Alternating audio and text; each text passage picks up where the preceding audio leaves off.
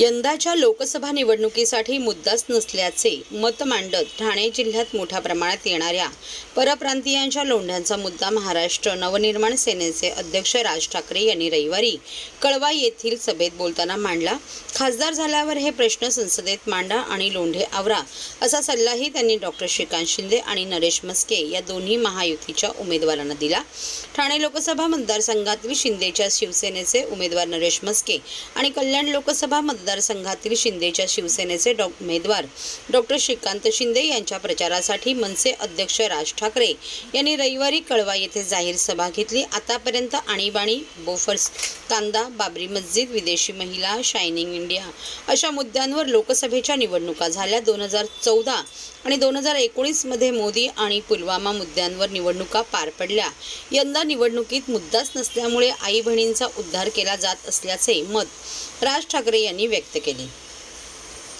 लोकसंख्येच्या आधारावर महापालिकांची निर्मिती केली जाते। ठाणे जिल्ह्यात बाहेरील राज्यातून येणाऱ्यांचे सर्वाधिक प्रमाण आहे, त्यामुळे राज्यातील एकट्या ठाणे जिल्ह्यात 7 महापालिका आहेत, तर इतर जिल्ह्यात केवळ एकच महापालिका आहे। देशातील ठाणे हा एकमेव असा जिल्हा आहे की इथे परराज्यातून येणाऱ्या लोंढ्यांचे प्रमाण सर्वाधिक आहे। या जिल्ह्यामध्ये किती माणसे आली आणि किती माणसे येत आहेत याचा अंदाज नाही। आधीच ठाणे जिल्ह्यातील सगळ्या महापालिका विस्कटलेल्या आहेत, त्यात लोंढे वाढत राहिले तर त्या अजून विस्कटून जातील आणि मूळच्या माणसांच्या हाताला काहीही लागणार नाही असेही ते म्हणाले।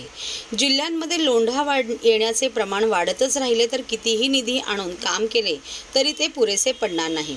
त्यामुळे खासदार झाल्यावर हे प्रश्न संसदेत मांडा आणि लोंढे आवरा असा सल्लाही त्यांनी डॉक्टर श्रीकांत शिंदे आणि नरेश म्हस्के या दोन्ही महायुतीच्या उमेदवारांना दिला। अनेक वर्ष महाराष्ट्रात राहणाऱ्या अमराठींना माणसांना माझा विरोध नाही, पण त्यांना फक्त एकच अट आहे, ती म्हणजे मराठी भाषा बोलता आली पाहिजे असेही ते म्हणाले। सुंदर शहर ते व्हायला एक ठाणं होतं, त्याला तलावांचं शहर म्हणायचे। त्या तलावांचे शहर बुजवले गेले आणि नंतर टँकर सुरू झाले।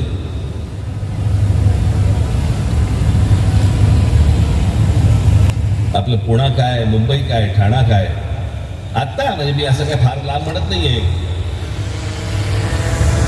30-35 वर्षापूर्वीचं असेल फार तर। पुणे की काळी वगैरे असं काही नाही, पण छान तुमदार मला असं वाटतं की अशी शहरं ही आपल्याकडनं उभी राहिली पाहिजेत। आता या इमारती सगळ्या बाजूनी उभ्या राहत आहेत, कॉन्क्रीट जंगल्स उभी राहतात। हा ठाणे जिल्हा या देशामधला, मी तुम्हाला सांगतो, मी काय बोलता तर तुम्ही लक्षात ठेवा। आज ही ठाणे लोकसभा कल्याण लोकसभेची संयुक्त ही सभा आहे।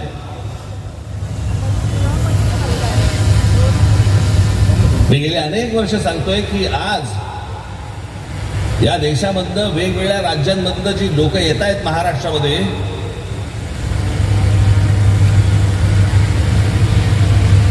तुम्ही कितीही काम करा, कितीही रस्ते बांधा, कितीही पूल बांधा, कितीही काही करा, पण जोपर्यंत हे बाहेरचे लोंढे जोपर्यंत थांबणार नाहीत तोपर्यंत तुम्ही कितीही विकास केलात तरी या शहरांमध्ये काहीही घडू शकणार नाही।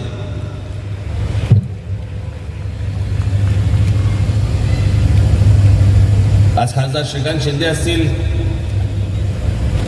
आणि भविष्यातले होणारे खासदार नरेश म्हस्के असतील, उद्या खाली किती फंड आणले, काही आणलं, मी खास करून ठाणे जिल्ह्याबद्दल बोलतोय। मला वाटत नाही भारतामध्ये, संपूर्ण भारतामध्ये, कदाचित जगात